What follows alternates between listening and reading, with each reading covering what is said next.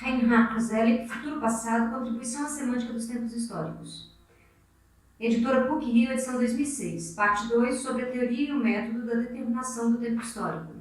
Capítulo 8, o acaso como resíduo de motivação da historiografia. Páginas 147 a 160.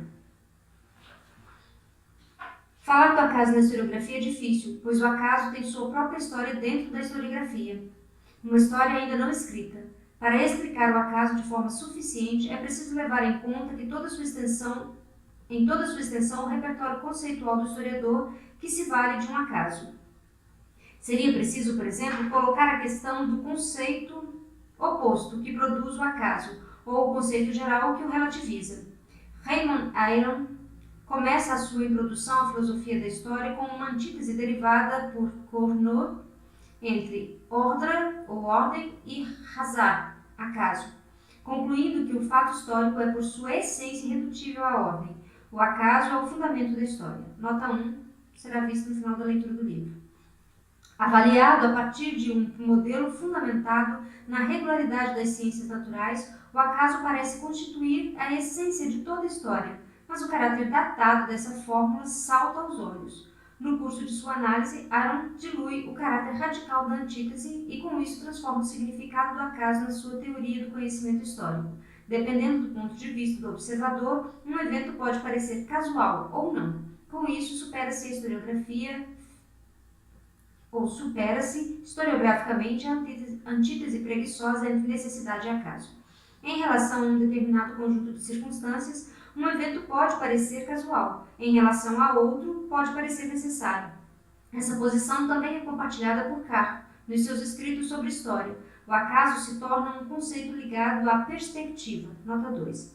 Dessa forma, atinge-se um patamar de reflexão capaz de dar conta metodologicamente do fenômeno acaso. Entretanto, isso não é óbvio e nem sempre foi assim.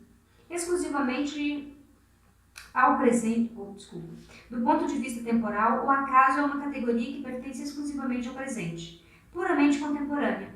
Ele não é dedutível a partir do horizonte de esperança que se volta para o futuro, a não ser como fissura repentina desse mesmo horizonte, e tampouco por ser percebido como um resultado de causas passadas. Se assim fosse, deixaria de ser acaso.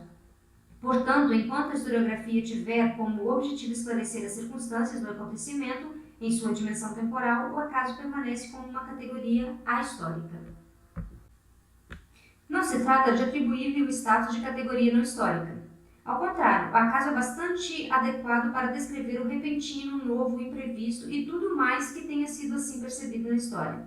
Tal ou qual conjunto de circunstâncias só podem resultar do acaso, ou então um conjunto cheio de instabilidades precisa do acaso como bode expiatório.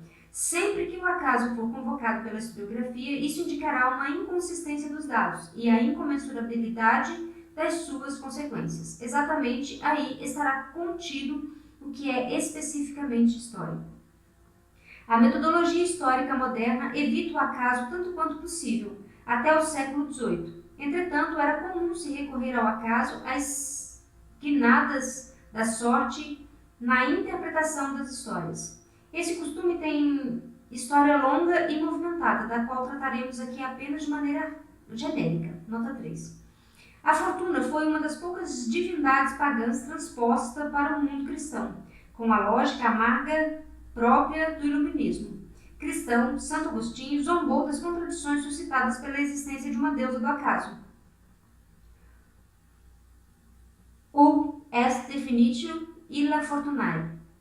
Ubi est quad a fortuitus etiam nomen accepti, nihil eni prodest eam poleri se fortuna est. Nota 4. Seu principal argumento consistia em deduzir todos os acasos das mãos de Deus, dissipando assim a fortuna da experiência histórica rigorosamente cristã. Quando Otto von Freising refere-se aos acasos, e ele o faz frequentemente, é apenas para explicá-los como desígnios da vontade divina. Nota 5. É exatamente por causa de seu caráter inapreensível que a sorte remete aos desígnios ocultos da divina providência. Assim, a fortuna foi assimilada pelo ponto de vista teológico. Se a fortuna foi aceita por um mundo que então se cristianizava, quer como crença popular, quer como tradição de Boécio, é porque seu lugar no cotidiano ou no contexto das histórias singulares não poderia ter permanecido vazio, com toda a sua ambiguidade que se estende do acaso em direção a um destino bom ou mau. Passando pela prosperidade, a fortuna oferecia um elemento estrutural para a representação da história ou das histórias particulares. Nota 6. Ela indicava a existência de mudanças que ultrapassavam os indivíduos e escapavam do alcance dos homens. Qualquer que tenha sido sua relação com a virtude ou a crença, fosse ela entendida como decorrente da vontade de Deus ou mais tarde como dela apartada, a fortuna permaneceu como indicador de mudanças dos tempos, da variação de constelações que são mais fortes do que os planejamentos dos homens, transformados em ação. Nota 7. Tanto cristãos quanto humanistas entenderam a fortuna como a filha da providência ou a mãe dos acasos. Nota 8. A metáfora da roda da fortuna, introduzida por Boécio, nota 9, na interpretação cristã da história, remete à capacidade de repetição dos acontecimentos, de modo que, ao longo dos altos e baixos dos percursos até o juízo final, nada de fundamentalmente novo pudesse acontecer neste mundo. Ao mesmo tempo, a fortuna foi instituída também com Boécio como símbolo do incomensurável para a justificativa da existência e dos atos de Deus. De ambos os aspectos resultou que a felicidade ou a infelicidade que rompiam em determinado conjunto de eventos humanos tornassem mais nítido o sentido desse conjunto, exatamente porque não pareciam ser imanentes a ele. A dupla face da fortuna abriu espaço para todas as histórias possíveis. Seu rico dote de dons criou lugar à mesa para todos os séculos. Nota 10. Sua maleabilidade assegurava que os acontecimentos humanos e suas interpretações estivessem sujeitos a pressupostos sempre iguais. A fortuna faz parte, por assim dizer, da teoria das histórias, e não das histórias como tais. Graças à sua ajuda, a história foi alçada até a exemplaridade. Até aqui, a fortuna pôde ser racionalizada do ponto de vista teológico, ou filosófico e moral, mas não historicamente. Ela se tornou um acaso puro e simples, tão logo passou a ser interpretada de forma empírica ou pragmática. O problema do acaso na história reapareceu metodologicamente, sobretudo quando se substituiu a providência por causas que não eram mais suficientes para esclarecer prodígios, milagres ou mesmo os próprios acasos. Tornava-se necessário identificar um tipo determinado de causas de caráter histórico imanente, algo como causais, psicológicas ou pragmáticas, que excluíram a velha fortuna e com isso fizeram do acaso um problema. O famoso nariz de Cleópatra, que segundo Pascal tinha mudado a face do mundo, nota 11, ilustra a passagem de uma época a outra. O acaso se torna uma causa imanente da qual se pode deduzir grandes consequências. O acaso se torna causa justamente por conta de sua descrição, ou discrição, melhor dizendo, e de sua superficialidade. Assim, Frederico II deduz em seu Anti-Maquiavel a paz de Utrecht de um par de luvas que a duquesa de Marlborough tinha comemorado ou encomendado precipitadamente. Nota 12. No século XVIII, construiu-se toda uma perspectiva histórica baseada nessas justificativas, entre as quais se pôde contar a Essai sur les grands événements par le petit causes, ou ensaio sobre os grandes acontecimentos pelas pequenas causas, publicado em 1758 por Richer. A ideia de que os negócios do Estado pudessem resultar de intrigas de amantes ou, como pensava Voltaire, que a devastação da Europa na Guerra dos 7 Anos tivesse sido desencadeada pelo amour de umas poucas pessoas, nota 13, aqui o acaso já se encontra colocado a serviço daquelas justificativas que os historiadores legaram à posteridade guarnecidas de argumentos morais. O propósito disso, escreveu Duclos para o político Luís XIV, a título de admoestação quanto à política da época. Se considerarmos nossos infortúnios, concluiremos que devem ser atribuídos a nós mesmos, ao passo que nossa salvação deve-se ao acaso. Nota 14. O acaso, de fato, remete à ausência dos comportamentos morais ou racionais que devem fazer parte de uma política bem feita. Sob tal perspectiva, o advento da boa fortuna é apenas a consequência de uma política racional dirigida. La fortune et le hasard sont des mots vides de sens. A fortuna e o acaso são as palavras vazias de sentidos. A fortuna e o acaso são palavras vazias de sentido, constatou o jovem Frederico, nota 15. Brotaram da cabeça dos poetas e se originaram na mais profunda ignorância de um mundo que deu nomes imprecisos a efeitos de causas desconhecidas. O infortúnio de um Catão teria decorrido da imprevisibilidade de causas e efeitos que se precipitam uns sobre os outros, trazendo consigo contratempos que não puderam ser previstos. Reconhecendo isso, Frederico reforçou-se para desenvolver um sistema político que lhe permitisse colocar a seu serviço todas as circunstâncias da época. Frederico se despedia assim da velha fortuna de Maquiavel, mas sem renunciar completamente aos seus significados. Conceitos temporais entram no lugar da fortuna, mas ao se destacarem as causas e as intenções, seu espaço de ação foi racionalmente delimitado.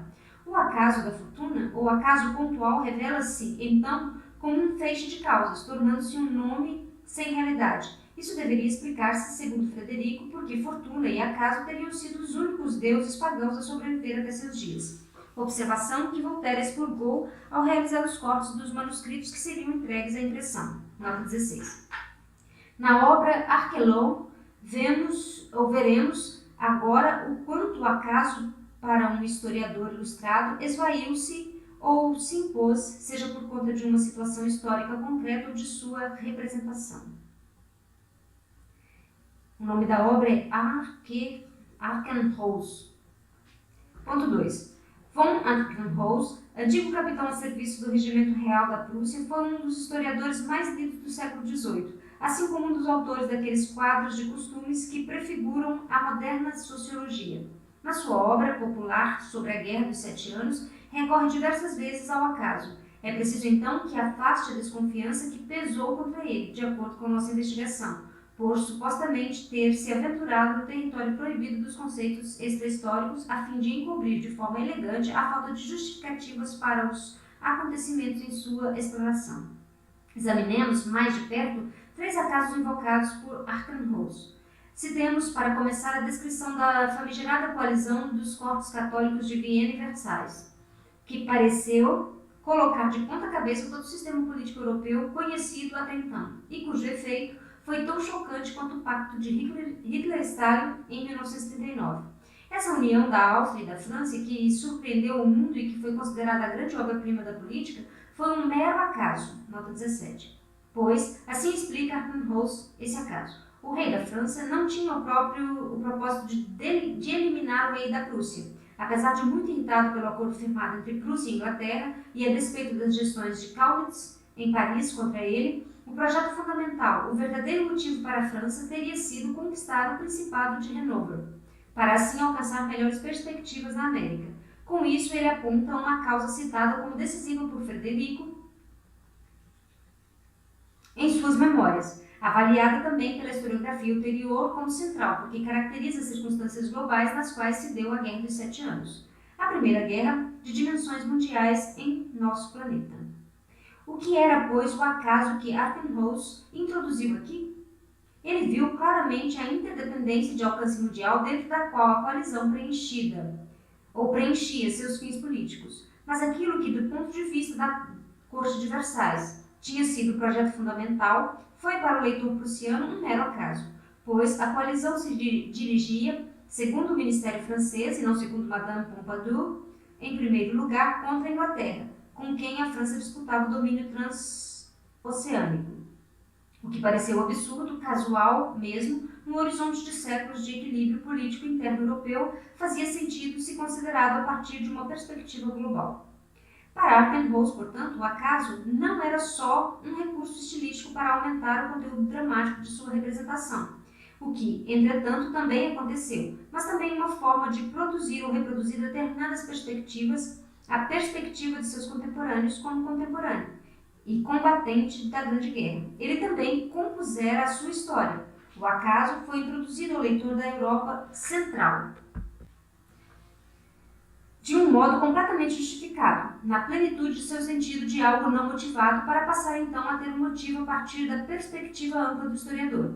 Mas a motivação nasce de outros elos causais, de outras dinâmicas de razão ou de razões diferentes daquelas que poderiam ser apreendidas por um leitor hipotético. Desse modo, o acaso introduzido por Arkenholz mostra-se tanto acaso quanto circunstância motivada. Um historiador científico do século seguinte, como Rank, por exemplo, renunciaria a tal mudança de perspectiva, mas os historiadores do iluminismo tardio foram instruídos como poucos a tratar a história não só como ciência, mas também retoricamente como representação de modo a facilitar a transmissão do conhecimento. Tornava-se assim perceptível a falta de consistência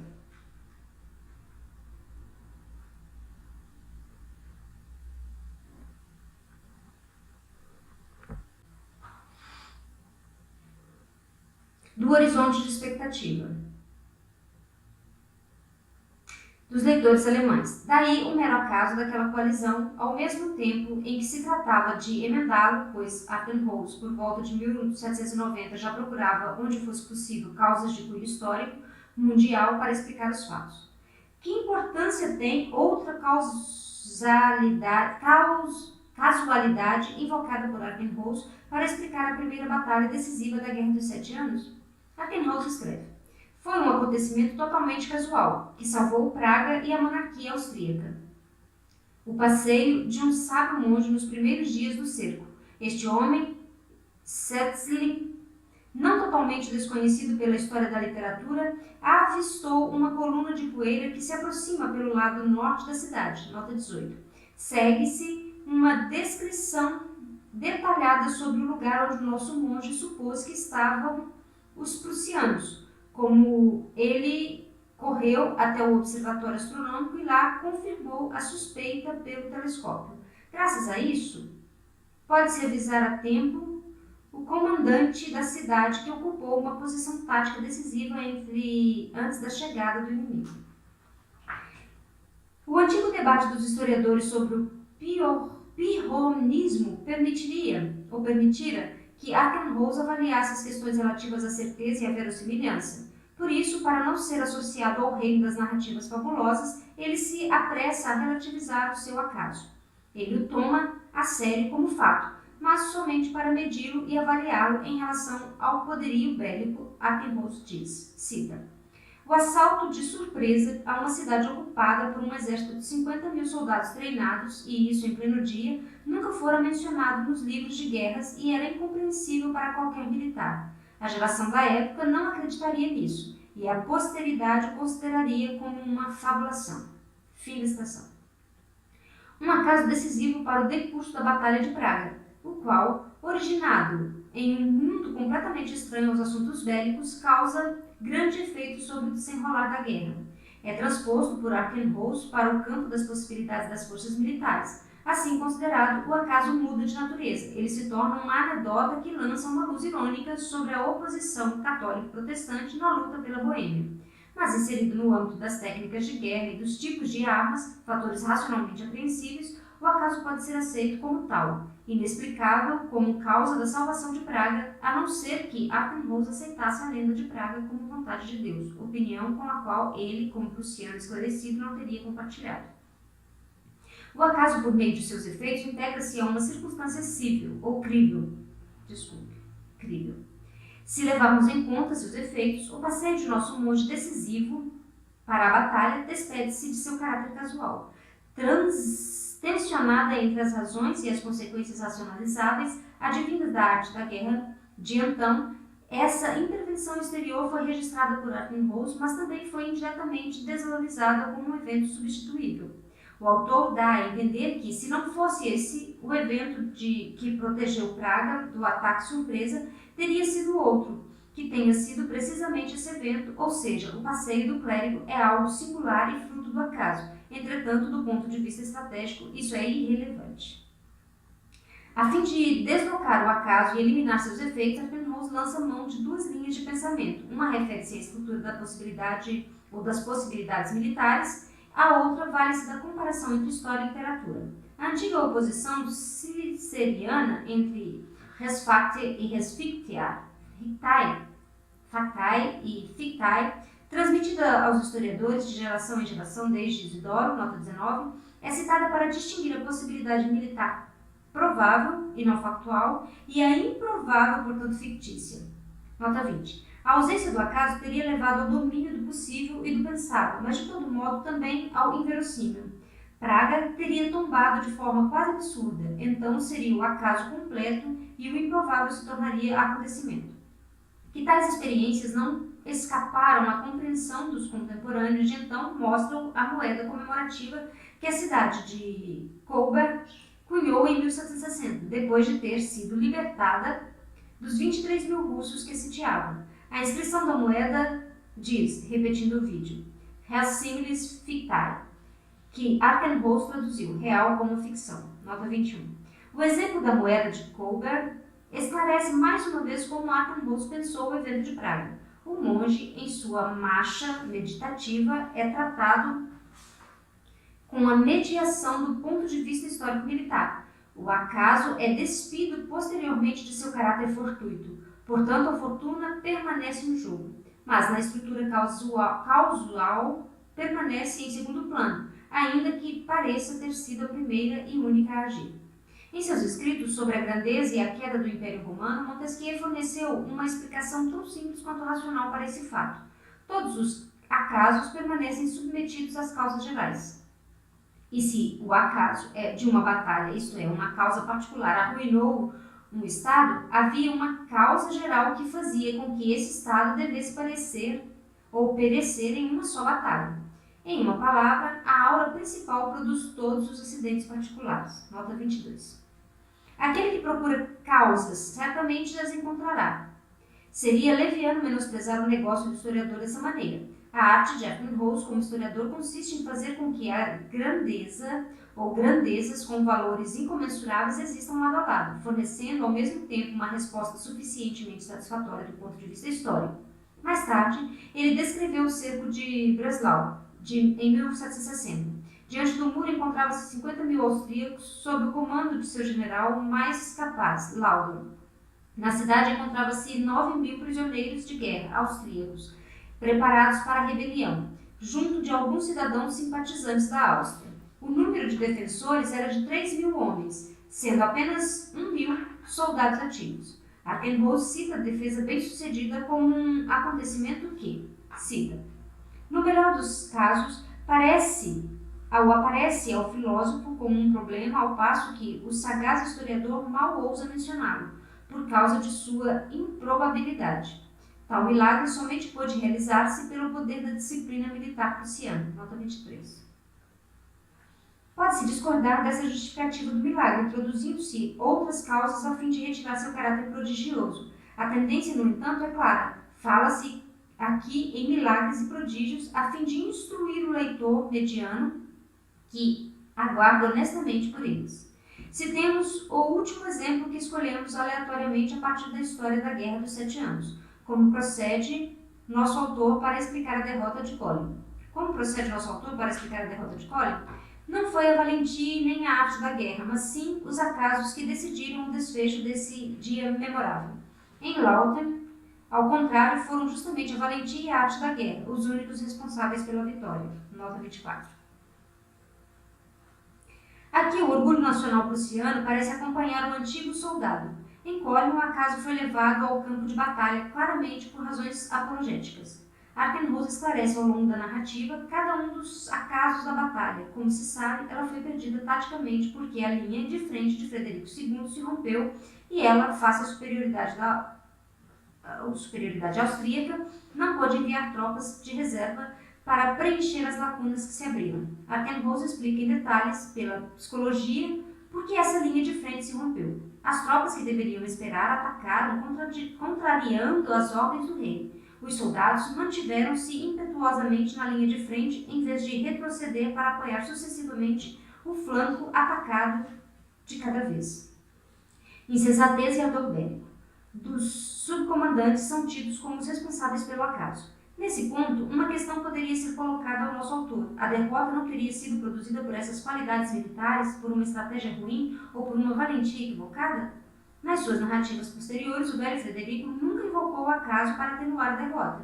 Ele nomeia cada erro que poderia ter levado seus planos a sossobrar, calando-se eventualmente a respeito de seus erros pessoais. Atribui a derrota de Culloden aos erros táticos de seus generais que agiram contra suas ordens.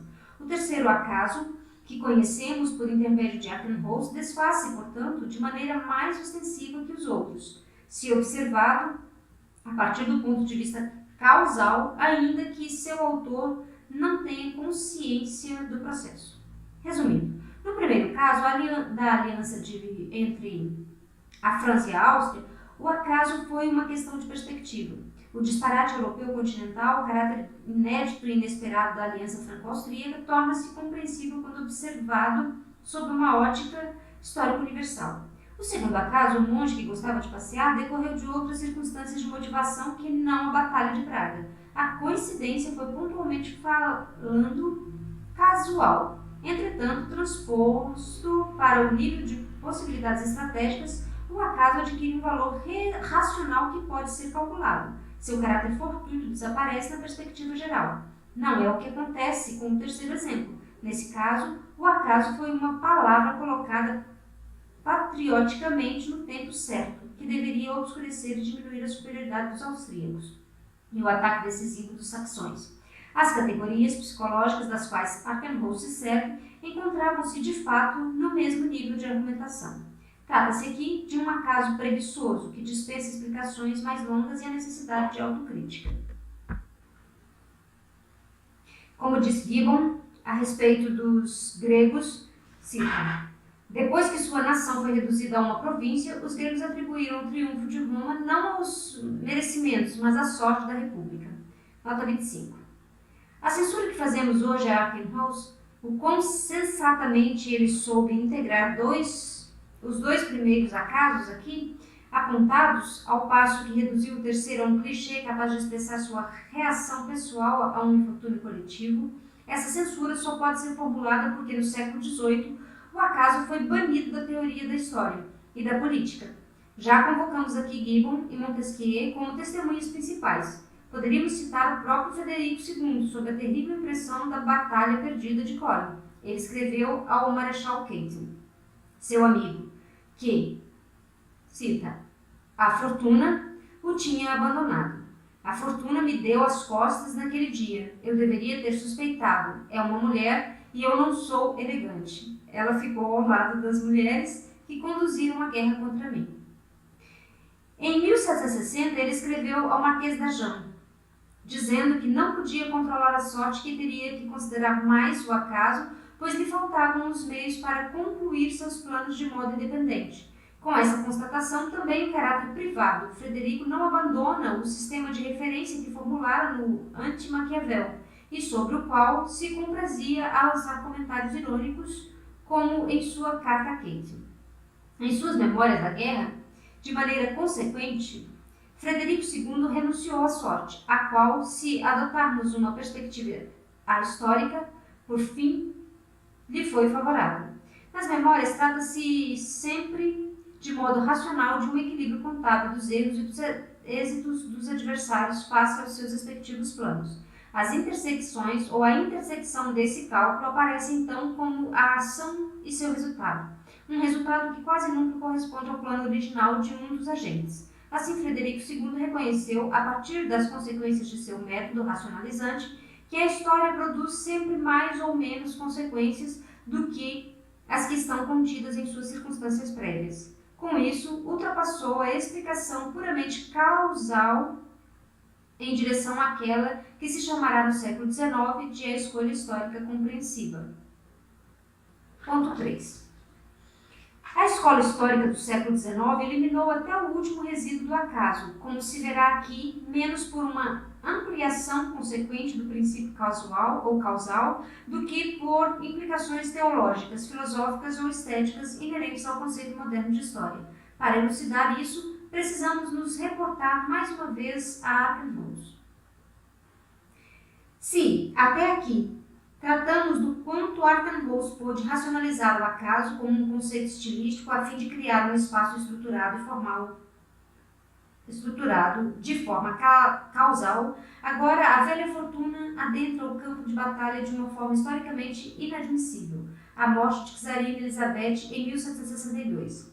Em tom dramático, a morte se introduz como destino, enquanto Frederico II, na sua História da Guerra dos 7 Anos, menciona que esta morte havia jogado por terra todos os planos e acordos políticos, enquanto Rank mais tarde demonstra que essa morte desvelou algo como uma necessidade inerente, a combinação de circunstâncias. Nota 26. Arkenholz introduz a morte como senhora do destino. Caracteriza esse fato como o maior benefício da fortuna, que teria evitado o declínio de Frederico II e da Prússia. Nota 27. Arkenholz serve-se do antigo conceito de fortuna, algo que não era imanente aos eventos, mas estava acima deles. Não se trata de um recurso estilístico para atingir a racionalização, mas sim da referência à irrupção de possibilidades naturais no decurso de uma guerra planejada por todas as partes. A fortuna não é aqui um substituto da casualidade, ela se antecipa ao acontecimento. Com isso, Arkenholz permanece ligado a uma antiga experiência que compartilha com os humanistas e também com os historiadores cristãos a história.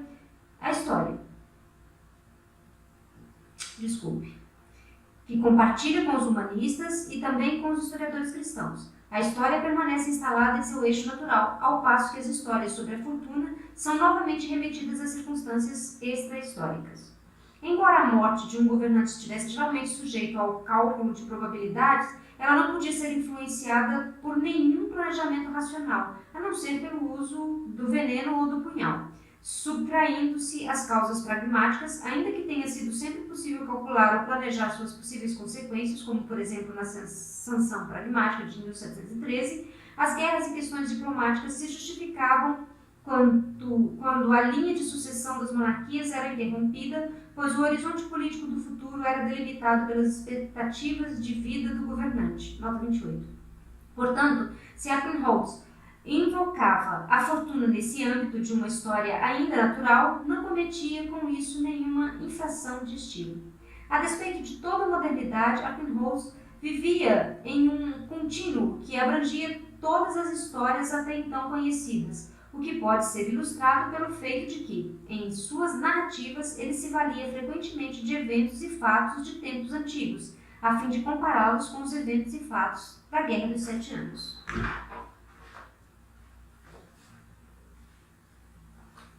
Os paralelos que ele desenha não servem à interpretação histórico-filosófica do evento, visto como um todo. Eles se baseiam, acima de tudo, na identidade natural, tacitamente pressuposta entre as condições de existência de todas as possíveis histórias. Nesse caso, a fortuna permanece como uma medida de comparação e de julgamento que permitia considerar Frederico II, Aníbal ou Alexandre como contemporâneos potenciais, Cannae e Lauten como batalhas de natureza semelhante. Nota 29. A ambivalência de Arkenholz, que consiste, por um lado, em diluir o acaso racionalmente e, por outro, em conservar a ideia da fortuna, nos mostra a grande distância que o separa da escola histórica. Humboldt, seu precursor teórico, não nega o princípio do século XVIII, segundo o qual era possível tratar a história universal no passado e no futuro sob uma perspectiva causal. Os limites desse cálculo dependeriam da extensão dos nossos conhecimentos sobre as causas atuantes. Dessa forma, elimina-se o acaso. Mas, com esse princípio, pensava Humboldt, não se consegue encontrar a especificidade da história.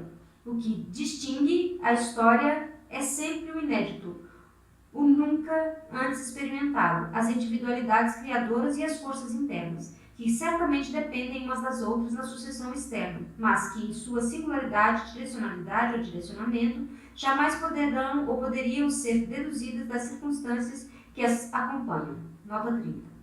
A coesão interna e a singularidade da história escapam a uma dedução causal. Reside aí o caráter progressivo da perspectiva histórica. E por isso não se deixou nem a fortuna como símbolo do retorno e nem o acaso um espaço de manobra, uma vez que a singularidade do acaso já se integrava à singularidade da história em si. Humboldt experimentou uma nova experiência da história, provendo-a de um conceito próprio que, por sua vez, possibilitou o subsequente historicismo.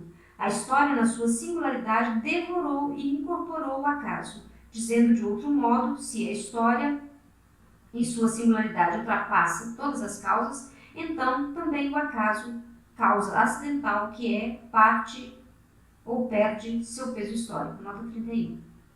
Quando Leibniz definiu suas formas da verdade, aquela da razão, que não suporta qualquer contradição, e aquela dos fatos, que, mesmo suficientemente fundamentados, estão sujeitos à contradição, ele delimita ali como verdades de fato o domínio que mais tarde se caracterizou como história. Os fatos históricos do passado, assim como os do futuro, são possibilidades realizadas ou por se realizar, possibilidades que excluem uma necessidade obrigatória.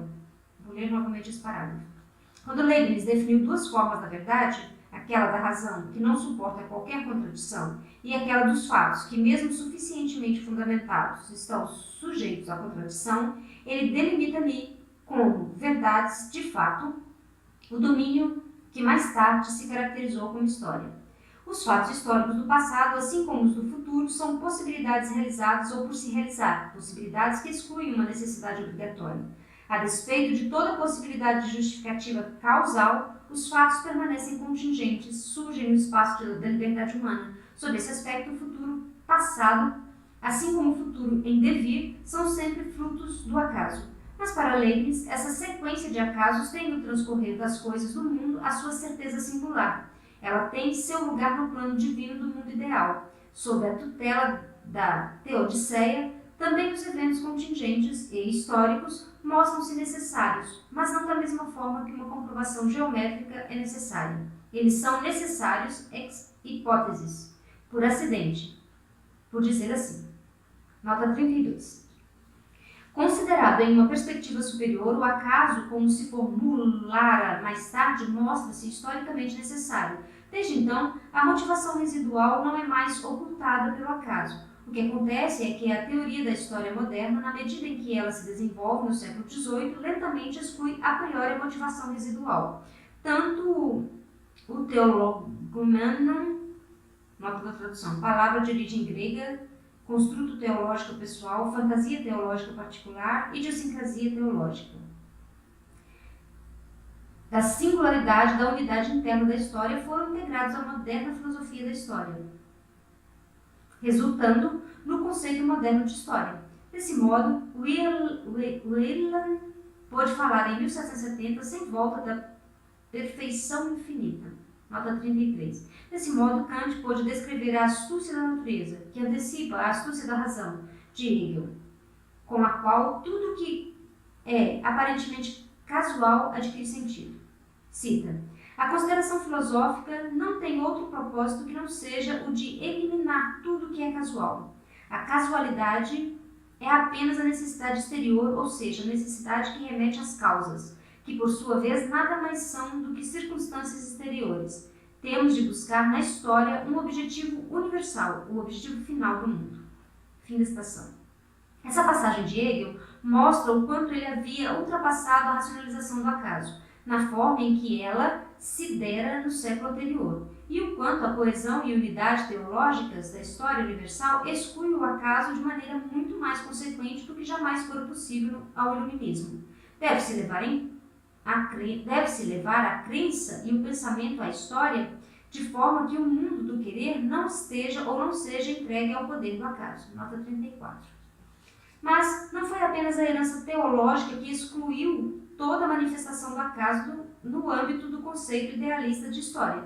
Também as reflexões literárias e estéticas, as quais submeteram a arte da representação da historiografia à exigência de uma verossimilhança interna, estabelecendo com isso um conteúdo de realidade acima do comum, expulsaram o acaso aparentemente sem sentido. Em 1799, Novell escreveu, resumindo a discussão corrente da época, o amontoado de dados e fatos aos quais os historiadores se dedicam. Cita: faz com que esqueçamos daquilo que é, de fato, o objeto mais digno de nossa ciência, aquilo que constitui a história como tal, unindo diferentes acasos em um todo agradável e instrutivo. Quando reflito sobre tudo isso, parece-me que um historiador deve ser também necessariamente um poeta. Nota 35, fim da citação.